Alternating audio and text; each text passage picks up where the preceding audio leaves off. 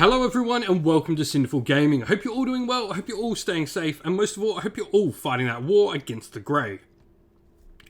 Today's video, we're going to talk getting started with Warhammer Age of Sigmar, and today we're going to take a look at the Daughters of Khaine and take a look at the Hagna subfaction and how we can start an army of the Hagna subfaction for Daughters of Khaine.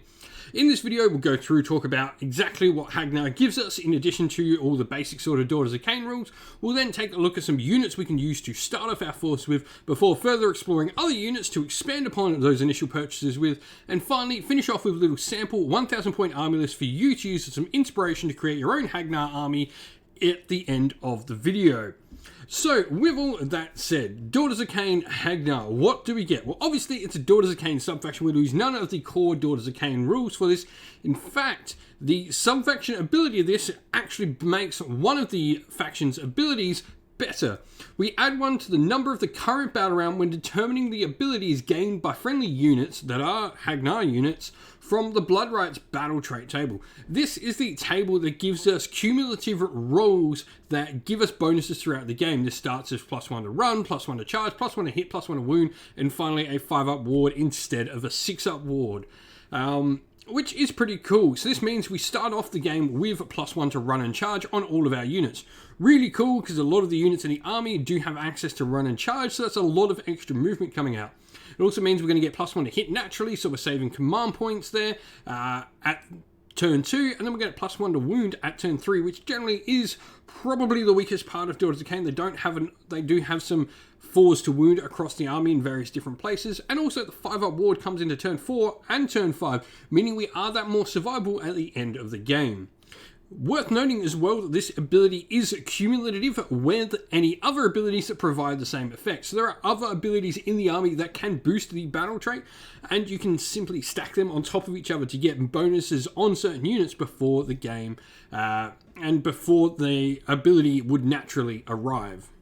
With that, let's check out how we can start off our Hagna force though. And so to start off with, we're going to take a look at the Hag Queen on Cauldron of Blood. First of all, the Cauldron of Blood is a really solid piece. This is a much more survivable version of all the priests you do have access to. Now, this isn't the Slaughter Queen. The Slaughter Queen we'll talk about in a second, but the Hag Queen has some cool abilities. Her big one is her ability to give out her Witch Brew, which is going to boost the effects of Blood Rights once again. This is one of those many abilities that I talked about that can stack on top of Hagna. So having some Hag Queens available to you that are going to be able to further increase your Blood Rights to get more means this army can potentially be quite good at an Alpha Strike, a first turn attack essentially. Getting into your opponent's lines nice and early with a Hag Brew onto a unit of Witches or another unit in Hagna means they're going to be getting +1 to hit potentially on turn 1. On top of that, the Cauldron of Blood itself has the Avatar on back, first of all, which is an absolute beast. He hits like a truck. The Hagg itself will put in a little bit of damage, and then you've got a few extra witch attacks in there as well. She can buff herself, which is really cool, making herself that little bit more deadly. On top of that, they've also got the ability for Blood Shield, which gives +1 to save to nearby friendly Daughters of Khaine units, which is really, really cool. Now, on top of this, we're going to look at potentially bringing in some Witch Elves. These are pretty much the standard sort of battle line infantry unit for the Daughters of Khaine. I really like Witch Elves. They've got some cool abilities. They have a decent amount of attacks coming out of the models. Paired Sacrificial Knives, I think, is preferably my way to go. I really like just the offense of this army, though you can go more defensive builds if you want to with their bladed bucklers, which is really cool. So you've got the option to really go offensively or defensively depending on how you build with Witch Elves, which is great. On top of that, like I said, they've got run and charge naturally, which is really good, combines with the battle traits really nicely, especially with Hagna, meaning you got +1 to both those straight away. And on top of that, you can do some really cool things. They're pretty cheap at 10 models for 115 points now, which makes them really useful as a good, solid battle line. And so, where can we go to expand upon this initial force? Well, first of all, I want to talk about Morgwaith the Bloodied. Now, normally I don't generally throw too many named characters in here, but Morgwaith is a really interesting option for a Daughters of Khaine priest. First of all, she is a Hagna keyworded model, so if you're wondering what this means and why this is important, because generally models with keywords that have a specific subfaction already can't gain another subfaction's rules. This doesn't mean you couldn't include her in, say, a Calibron or a Keltnar army, but it means she would never gain the abilities for those. However, when she is in her correctly keyworded subfaction like Hagna, she gains the Hagna abilities. So she doesn't take them with her into another subfaction, but she does get those subfaction rules that are specific to the one that she is a part of when she's in that subfaction. What I like about Morgwraith the Bloodied is generally 5-wound heroes can be a little bit flimsy. They can get picked off by shooting, by magic, and by just generally getting picked out with attacks in combat or stuff like that, but she does have some cool things. First of all, she can pass off wounds to her Blood Coven, which is this unit you see pictured here. The 4 models, they've actually all got 2 wounds each as well, which is pretty nice. Even the Witch Elves and Sisters of Slaughter in there. So they can all survive, which is nice. And this just makes Morgwraith potentially that little bit more survivable. She also has her own prayer that can do D3 mortal wounds to an enemy model that's within 3 inches of her. So a nice little bit of damage coming out of her as well. She can be a useful sort of tool and a much more survivable than taking another Hag Queen, but not having to spend quite as many points as getting another Cauldron on the field if you are looking to save on some points somewhere. On top of that, her Blood Coven are technically another unit, and it does provide 5 models for objectives, so it really does help in that sense of getting more models on objectives when she sits back. It's actually 5 with her Coven around her. Now, the Slaughter Queen is the other option you can pick, and if you've picked up the Cauldron of Blood, you'll actually have gotten this particular Slaughter Queen model available to use straight away. What the Slaughter Queen does that the Hag Queen does not is she's got some cool command abilities where she can allow units to attack in the hero phase, which is pretty much her thing. She's a little bit more combat orientated, and she does lose the abilities to the Witch Brew. So she's going to provide buffs in different ways to your army, and she's a cool alternative option. You can also mount this model on a Cauldron of Blood if you so wish to. Both the Slaughter Queen and the Hag Queen can go on the Cauldron, and they can both be on foot, whichever way you choose to put that initial model on. So if you put the Hag Queen on your Cauldron, you can put your Slaughter Queen on foot, and you can do the same vice versa. Lastly, I want to talk about the Melusai. So first of all, Blood Sisters. These are the combat snakes, the ones with the spears. Pretty good, 2 attacks each, a decent amount of attacks each coming out. They've only got a 5-up save, but they do a really decent amount of mortal wounds in combat. After they fight, they can do a ton of mortal wound damage. So a great ability to add some damage in a different variety than your Witch Elves and other units. Mainly because Witch Elves generally don't have mortal wound output. They can get rend in various different ways, but their big thing is to generally hit things with lots of attacks and watch your opponent just have to roll 1s when they put 100 damage into someone. Blood Sisters can put in a damage that's going to get around those high armor saves in a very different way. So some other useful options. Blood Stalkers are the shooting snakes. They do mortal wounds at range. So another way to deliver some mortal wounds, this time without having to get into combat. They don't quite as proficiently deal mortal wounds as the Blood Sisters, but they can allow you to do mortal wounds at range without having to engage your opponent in close combat. And so here we have our little sample army list. So we're obviously playing in Hagna, Ulgu. Hold the line is the grand strategy we've gone with. We've got a decent amount of battle line, some great ways to keep it alive in the army. We've then gone for a Triumph of Inspired because we are 15 point under, so there's a decent chance we're going to get that Triumph. Plus 1 a wound, as I said, is really, really useful.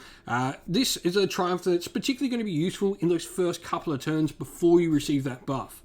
Now, for leaders, we've gone with our Hag Queen on Cauldron of Blood. We've then gone for the command trait honor, which is going to be a Zealous Orator.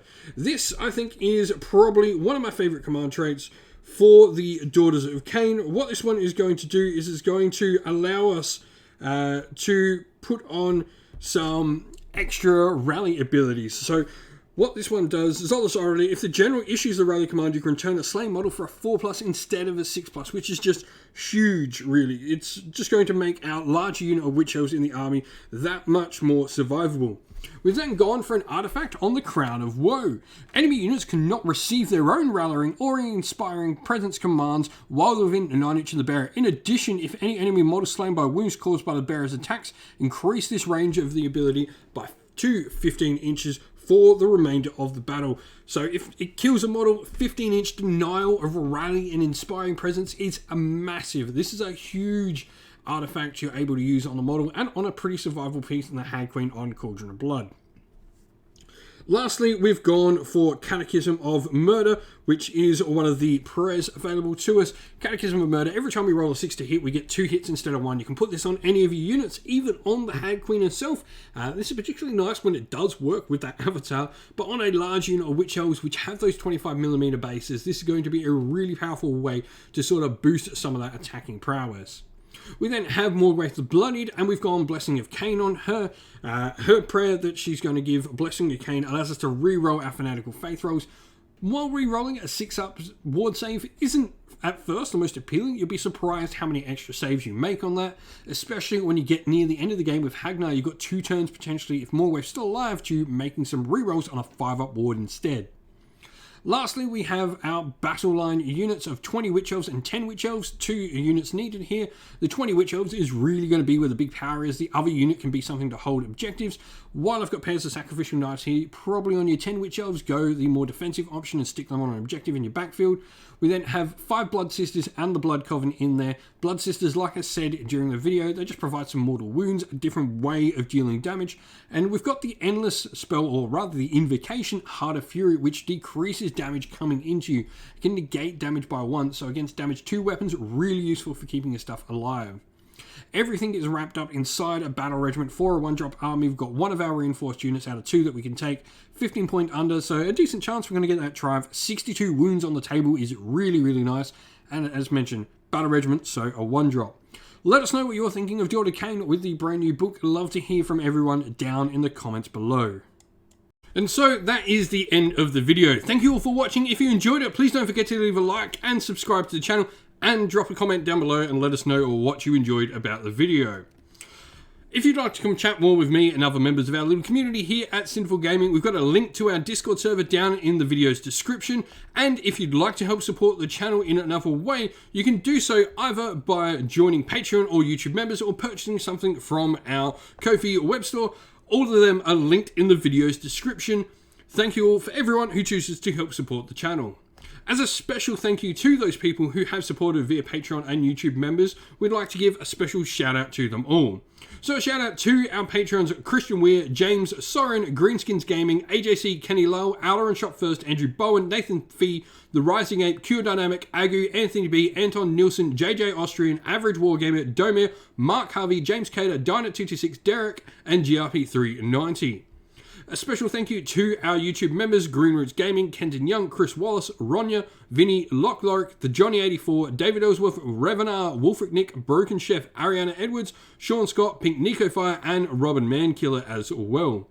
Lastly, a special shout out first of all to Lady Witchfox Art, who does all the amazing artwork for the channel you see, and to Xmorphic, who has done an amazing job at setting up our Discord server for her and making us have a nice place to content and to chat with all of our community. Thank you all for watching once again, everyone. Stay safe, stay well, and most of all, keep fighting that war against the Grey. Ciao for now.